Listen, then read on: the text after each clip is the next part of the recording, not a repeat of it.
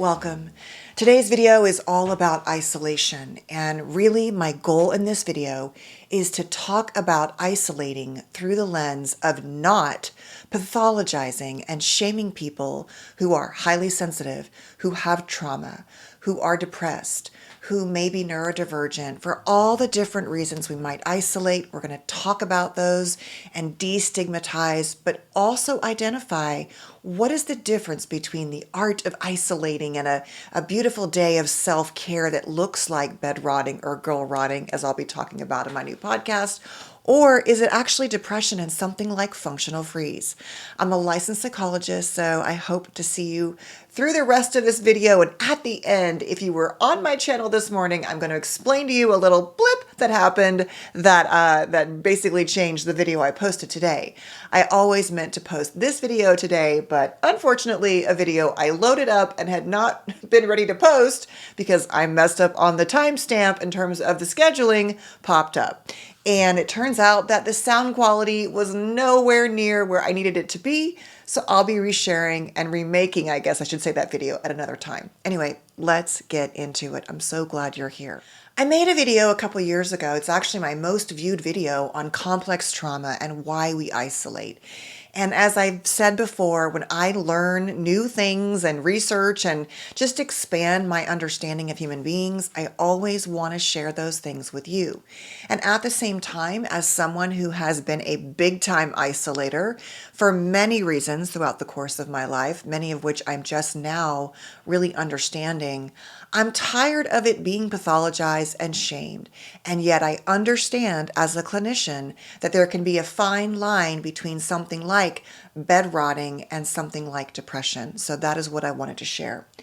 The first thing I want to say is that the reason why people, I believe, whether you are sensitive, traumatized, neurodivergent, all of the above, is that people are the trigger. People are often the source of the wound, of the overstimulation, of the reasons for why we might choose to isolate, alongside something like the way our own brains take in the world, or in many cases, take in everything in the world, and why something like isolating might be helpful.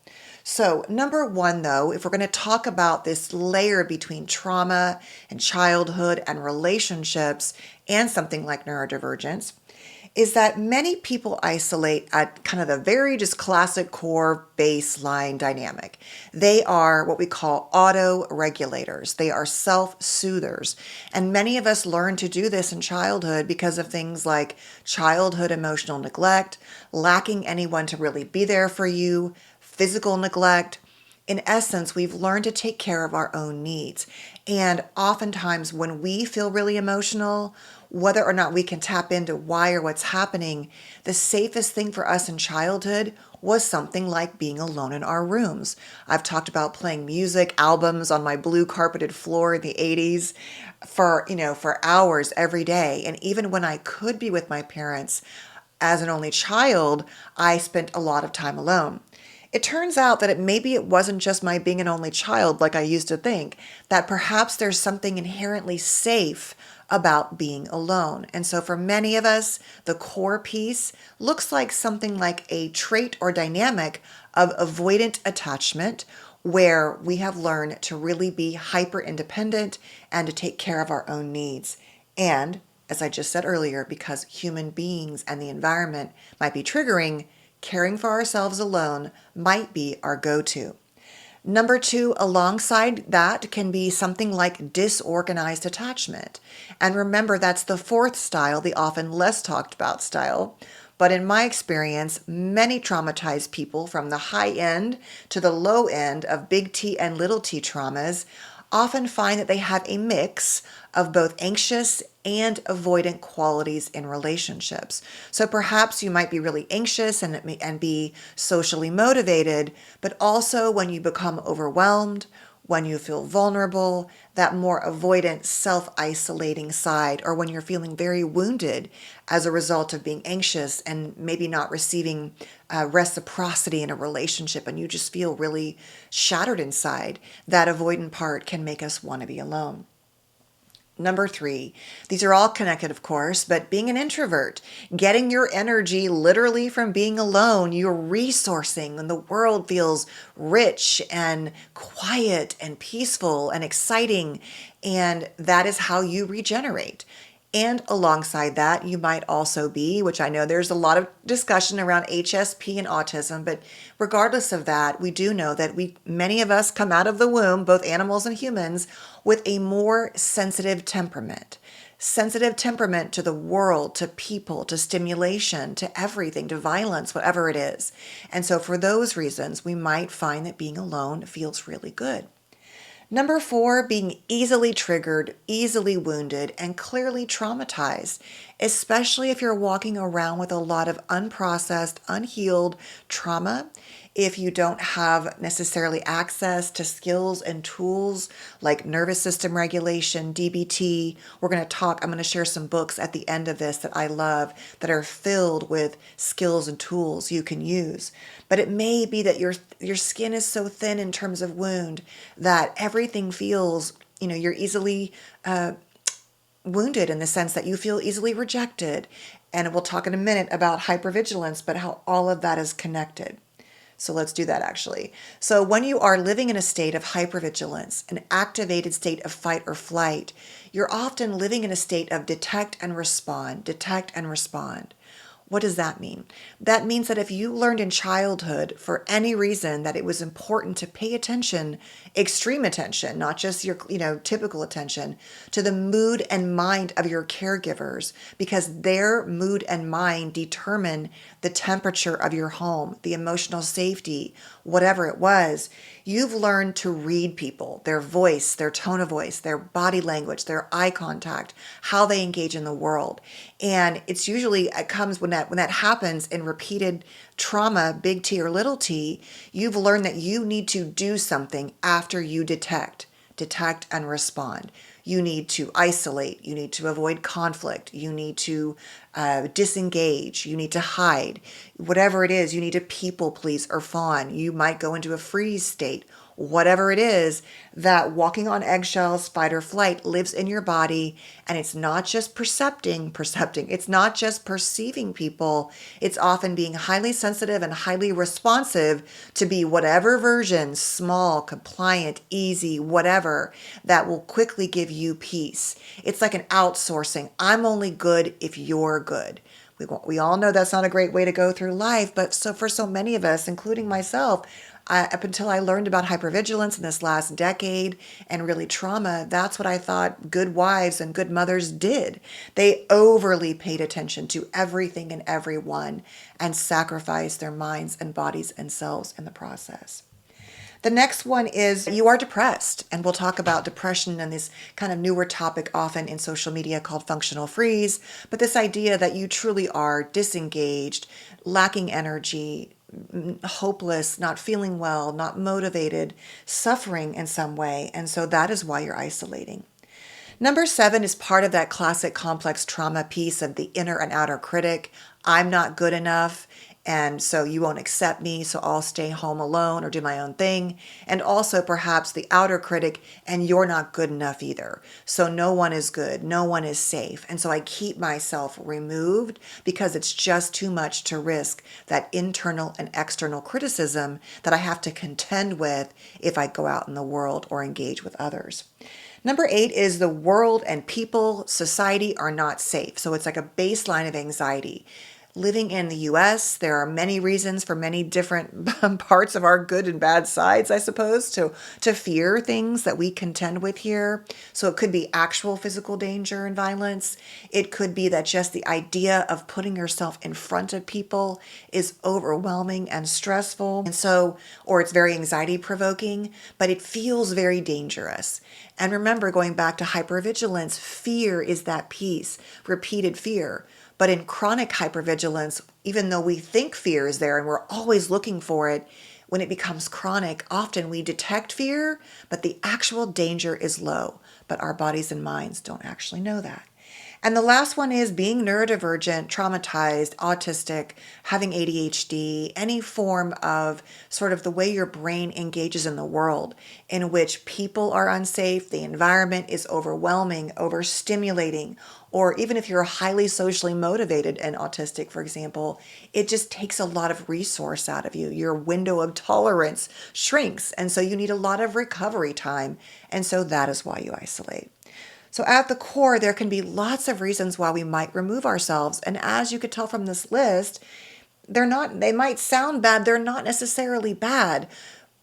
To me, when it's used well, something like isolating or bed rotting can be a form of self-care, a form of reparenting and giving ourselves safety in ways we didn't have before. A sense of control, all of that, and joy, and we'll get to that. But it might not be. So what is the difference between something like self-care rotting, bed rotting? Well, this is the worst term, but it is just where we are in social media right now, and depression. So it's important to keep in mind that rotting or self-care in this idea is like, for example, a classic, especially if you're not on TikTok or Instagram, you might be like, what is this pop psych term? It's this idea that like on a Sunday, you get all your soft blankets, you have your snacks and your dogs and your cats or whatever you have, and you watch movies and you make yummy food or eat junky food and you give yourself a treat and have yummy things to drink. I'm not talking about like substance drinks, I'm talking about teas or whatever it is. So you might set your, my lovely daughter is at work and texting me. Hold, please. Turn that off. Sorry. And no, she doesn't need me. For those of you who have triggers, she's working at a restaurant and just sending me commentary, which is super cute. Okay. So the idea though is that with rotting, you are giving your nervous system a break. You're isolating yourself to have a day or an evening of something that feels really good to you.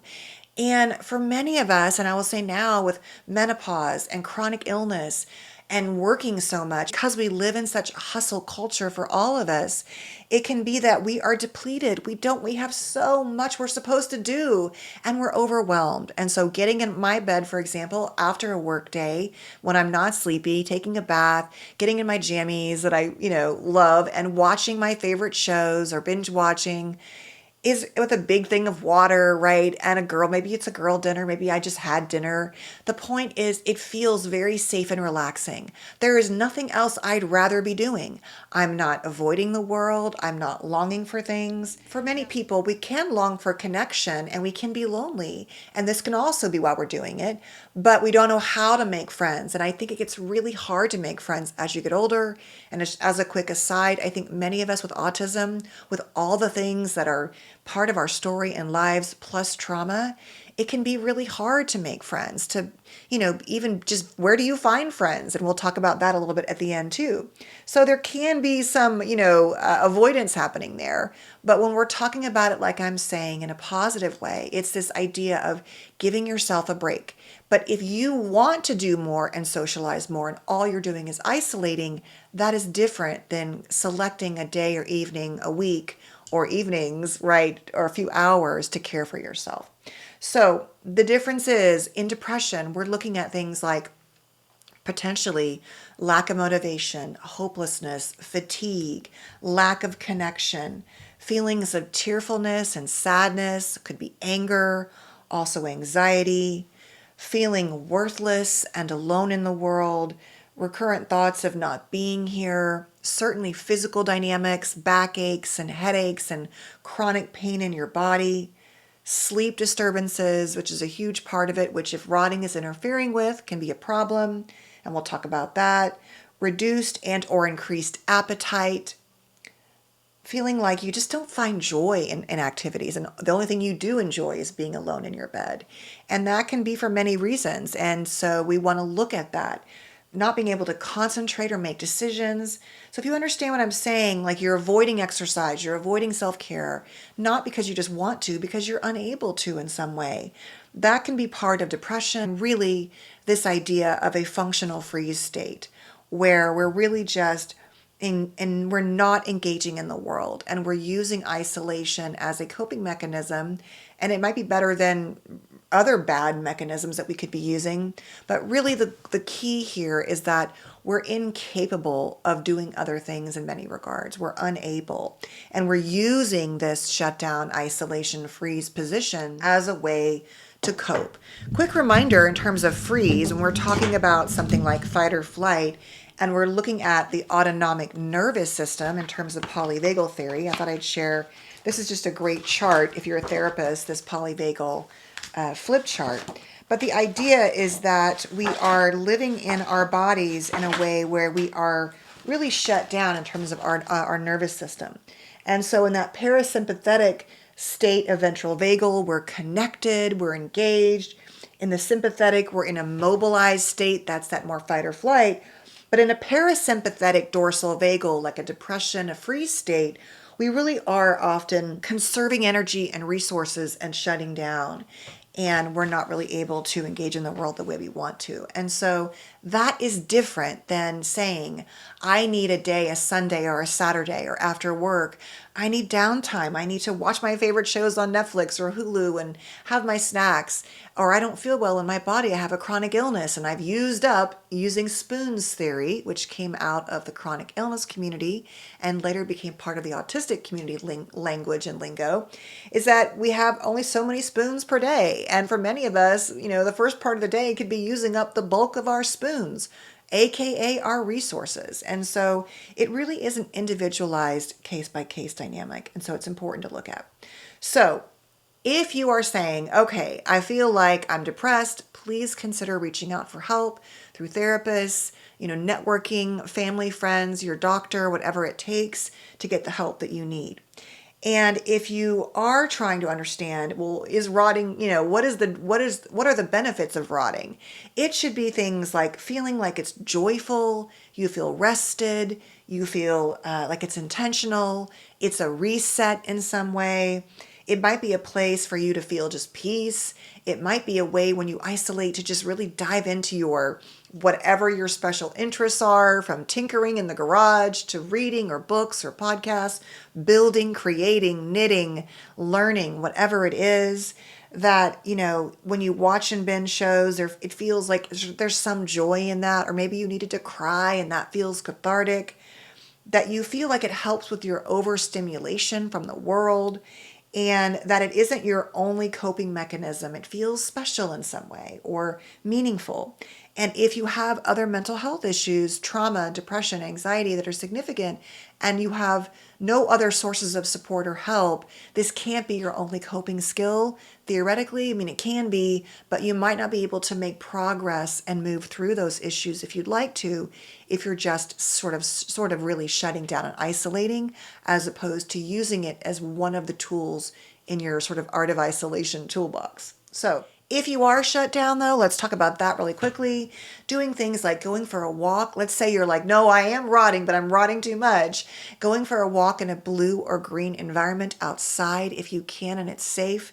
Certainly just exercise and cardio. I know you hear it all of the time, but it is profound, the impact of something like sleep and exercise and self-care around food, even just literally putting your shoes on and walking on a treadmill or your house. It doesn't have to be anything crazy. I keep saying it, but I heard this doctor say that if walking was a pill, it would be the most successful drug in history in terms of helping people with a myriad of issues. And so that's important.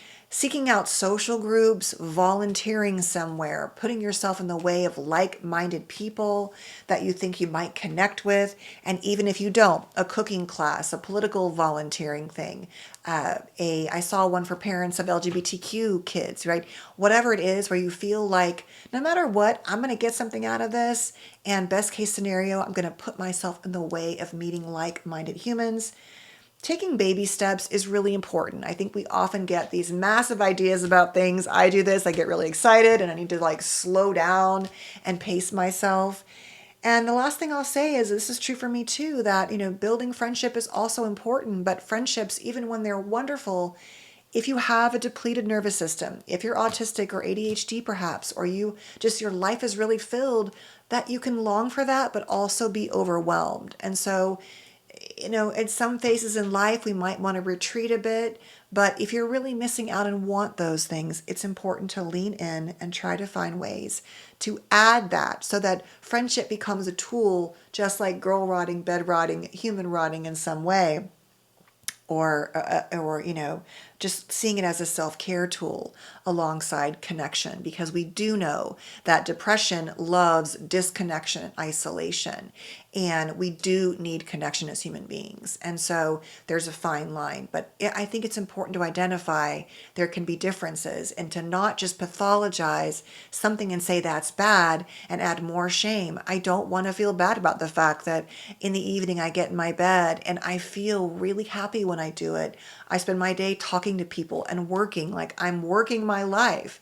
But for me, there's a sense of peace in watching my shows or reading a good book, and snuggling with Coco never hurts, right? Or my puppies. So I hope the same is true for you. And then I hope you found this helpful in a way that truly validates why you isolate, and then we can all start to maybe rethink and reframe how we understand that being alone isn't always a bad thing. Says the person who just got back from a trip alone, right? So not saying I wouldn't like to build friendships to travel with at some point too, but I'm not going to let it hold me back from living the life that I want, and I hope that you won't either. So thank you for being here. Please stay safe and well. Please know that wherever you are, it is valid and justified, that I know you're doing your best. Most of us truly, truly are. The last thing I'll say is, as I mentioned at the beginning of this show, I had been working on some podcasts using some software, and when I was editing it, it sounded fine. I loaded it to YouTube. I was working all day yesterday trying to get things going for the future, and I woke up and a video had been, I think, released around midnight, and for many reasons, that was not what I was ready for. I debated leaving it up, and then I realized that the sound was not great, and so I'm not going to post a podcast on something like Tell Me Lies, which I love on Hulu. It's so great to break down things like narcissism and borderline from the comforts of my rotting, my bed, my sofa. I wanted to share these new topics with you, pop culture and psychology and research, not just this like clinical version of me, but also I love to break down and use psychology topics to understand characters and shows and things like that. So I also have an interview with Nicole from Love is Blind UK, which I did a few weeks ago. And I was just trying to look at the sound on that. I think it's a bit better because it's like close to the mic. But I'll be sharing that with you too soon. And hopefully a whole new series of things. I will keep sharing these main videos on these very clinical topics, but also I'd like to bring you into my other little passions. And if you can join me there, I'd love to see you there. So thank you so much. Have a beautiful day. Please take really good care of yourselves. Big breaths, slow, deep breaths. Oh, and I forgot. If you want to do some work on your nervous system, on DBT skills, on somatic therapy, all of which can help things like functional freeze and autism and trauma, this is a great book called Polyvagal Exercises for Safety and Connection. I love this book, which I know I've made videos on before. You can see I've got it marked. The Dialectical Behavior Therapy Skills Workbook. Excellent things on distress tolerance, mindfulness, emotion regulation skills.